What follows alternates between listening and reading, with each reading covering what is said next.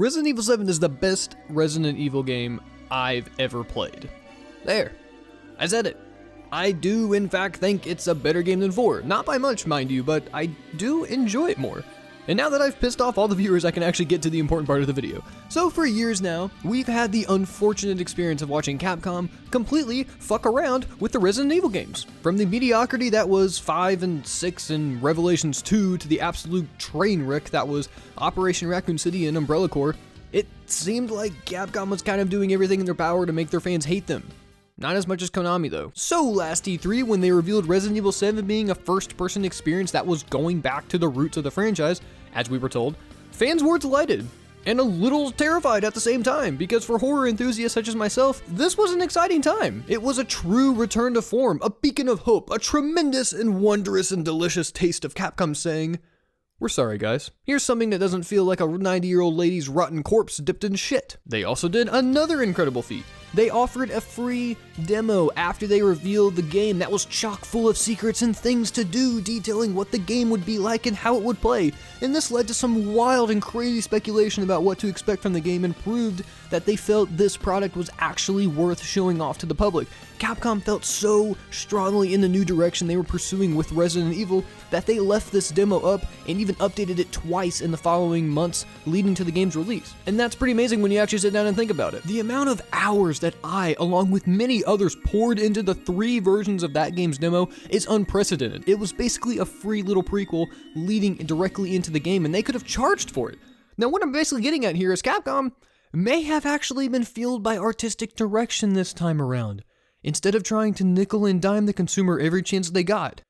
What? So back to the game. Resident Evil 7 takes place in the deep south of the United States, Louisiana to be exact. Ethan is our protagonist who has gone looking for his wife Mia, originally presumed to be dead, because he received a message from her revealing that she in fact wasn't dead. This has little Ethan curious, so he does what all dumb B-horror movie characters do in this situation.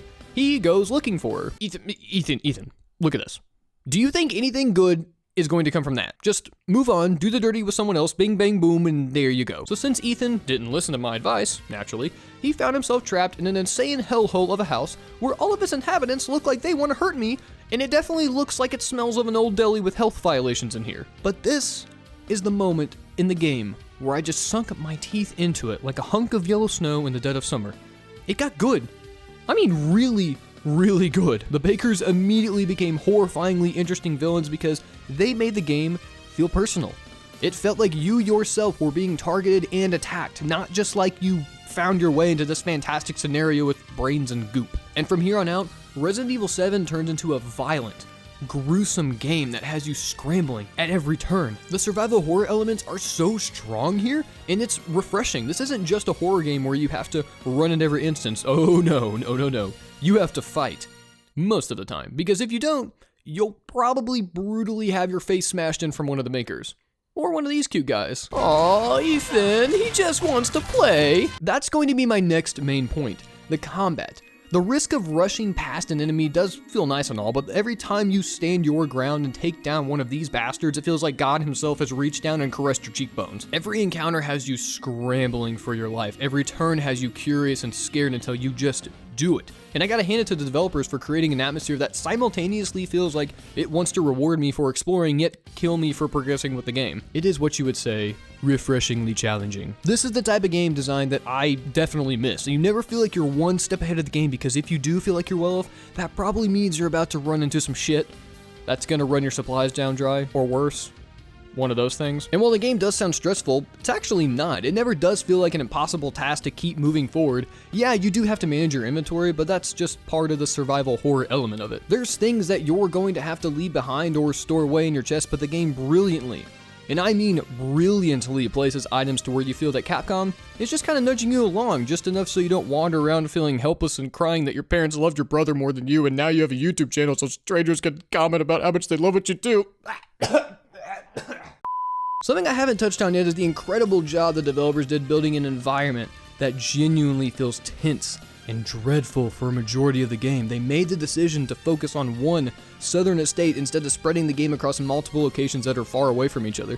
This is a problem I see so many modern games running into. They're so focused on the player being able to explore miles and miles of terrain and they forget to put anything of any value in any of that space. Resident Evil 7 makes use of every corner, every room, every nightstand. I never felt like I should just run past something or skip a room because I knew if I did, I'd be missing out on some valuable items that would help me against these dicks. This choice of environmental design allows the player to become familiar with their surroundings while then allowing the developers to throw you a curveball while you walk down a hallway you've been down multiple times, and now something's here that wasn't there before. Basically, this game is good.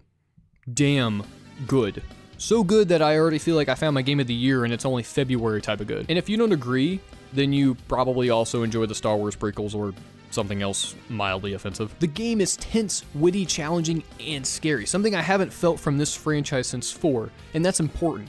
Resident Evil 7 being good again is very important. It shows that Capcom is willing to listen to criticism, it shows that they're willing to change, and shows that they care, at least with this franchise. And in an industry so crazed and focused on releasing the same style of game over and over and over again, this is indeed a breath of fresh air. It's almost like the franchise is starting over again with the elements of the original horror games. But most importantly, this game still feels like classic Resident Evil.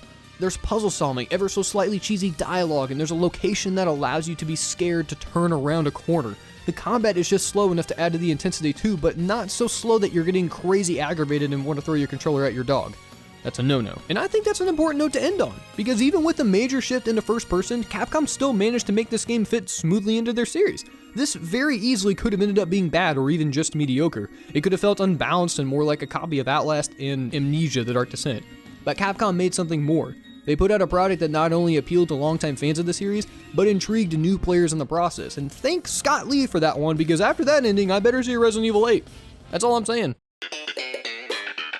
I don't usually ask this at the end of a video, but please leave a comment detailing your experience with Resident Evil 7 if you've actually played it yet, because I'm really interested to hear what actual people think of the game rather than just reading or seeing a review. So everyone, thanks for watching, and oh my god, I don't want to play anymore.